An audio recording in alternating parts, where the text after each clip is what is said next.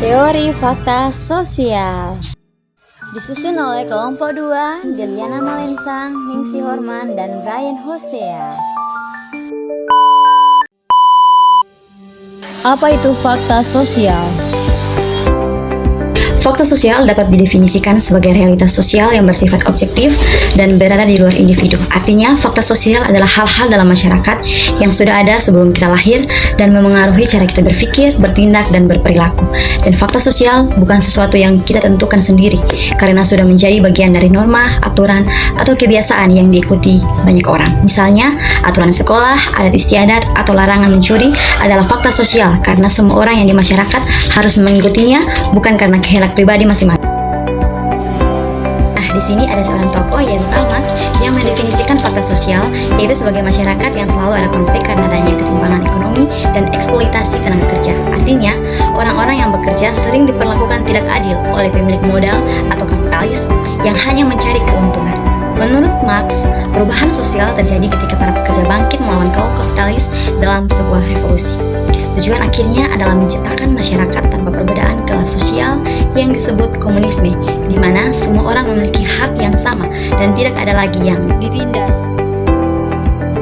Nah, baiklah kita masuk dalam pembahasan yang selanjutnya, yaitu karakteristik fakta sosial. Di sini kami kelompok menggunakan karakteristik fakta sosial menurut Emile Durkheim, di mana Emile Durkheim ini adalah sosiolog asal Prancis. Nah, Emile membagi karakteristik fakta sosial ini menjadi 3 bagian, yaitu yang pertama bersifat eksternal terhadap individu. Artinya, fakta sosial ini seperti norma, nilai, dan aturan itu sudah ada dalam masyarakat sebelum seseorang lahir dan tetap ada meskipun individu berubah. Contohnya, aturan sopan santun dalam bermasyarakat. Nah, aturan ini sudah ada sejak lama dan setiap orang itu harus menyesuaikannya tanpa harus menciptakan aturan baru sendiri. Kedua, yaitu memiliki kekuatan untuk mempengaruhi dan mengarahkan perilaku seseorang. Nah, di sini setiap individu ini merasa harus mengikuti aturan yang berlaku di masyarakat. Misalnya, di mana seseorang mungkin tidak ingin memakai seragam ke sekolah, tetapi ia tetap melakukannya karena itu adalah aturan yang harus ditaati. Meskipun aturan atau norma ini tidak selalu merugikan, tetapi individu tetap merasa terpaksa mengikutinya agar bisa diterima dalam lingkungan bermasyarakat atau bersosial. Yang ketiga yaitu bersifat universal, di mana ini berlaku untuk banyak orang dan tidak dibuat oleh satu individu saja. Fakta sosial ini muncul dari kesepakatan dan kebiasaan bersama dalam masyarakat. Misalnya aturan menghormati orang yang lebih tua. Nah, aturan ini itu sudah ada di hampir semua budaya, bukan karena ditentukan oleh satu orang, tetapi karena sudah menjadi nilai yang dianut oleh banyak orang dalam kehidupan bermasyarakat.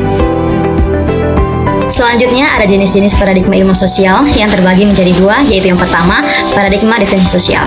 Paradigma definisi sosial melihat manusia sebagai individu yang aktif dalam menciptakan dan membentuk kehidupan sosialnya sendiri.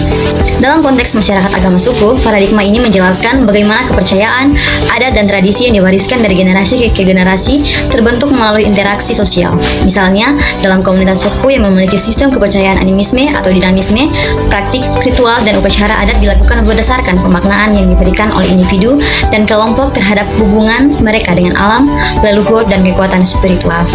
Dengan demikian, paradigma definisi sosial membantu memahami bagaimana masyarakat agama suku membentuk, menjaga, dan mengembangkan tradisi mereka berdasarkan pemaknaan kolektif yang terus berkembang. Yang kedua, ada paradigma perilaku sosial. Paradigma perilaku sosial dalam sosiologi menekankan bahwa perilaku manusia dipengaruhi oleh lingkungan dan pengalaman sebelumnya. Artinya, seorang bertindak berdasarkan hasil dari pengalaman yang telah ia alami, bukan karena kebebasan berpikir atau proses mental yang abstrak.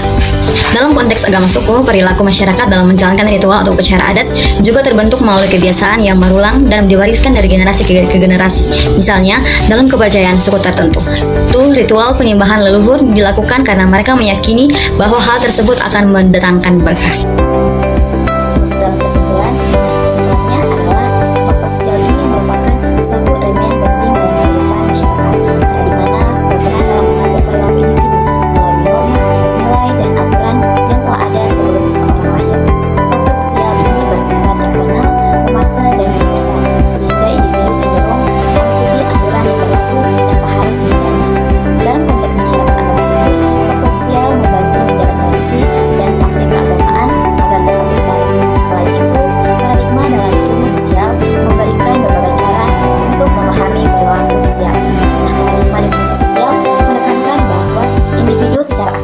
membentuk kehidupan sosialnya melalui interaksi dan pemaknaan terhadap tradisi serta kepercayaan. Sementara itu, paradigma perilaku sosial melihat bahwa tindakan manusia ini dipengaruhi oleh lingkungan dan pengalaman yang berulang. Dalam studi masyarakat agama suku, kedua paradigma ini membantu menjelaskan bagaimana kepercayaan dan kebiasaan diwariskan serta bagaimana individu merespon aturan dan tradisi dalam komunitasnya. Secara keseluruhan, dalam memahami fakta sosial dan berbagai paradigma ilmu sosial sangatlah penting dalam menganalisis berbagai fenomena sosial. Dengan paham ini, kita dapat lebih bijak dalam melihat bagaimana aturan, kebiasaan, serta nilai-nilai dalam masyarakat terbentuk, serta bagaimana pengaruhnya dalam kehidupan sehari-hari.